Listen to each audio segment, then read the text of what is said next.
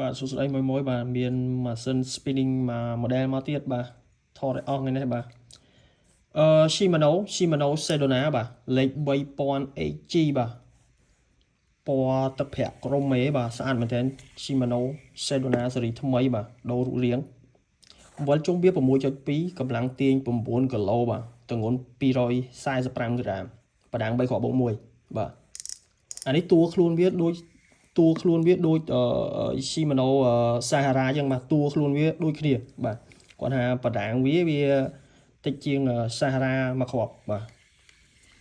ស្អាតមួយស្អាតមែនតើសម្រាប់ចូលចិត្តសម្រាប់មួយចូលចិត្តពណ៌ទឹកប្រាក់ក្រមបាទអាចមើល Shimano Sedona លេខ 3000 នេះបានបាទស្អាត 3000HG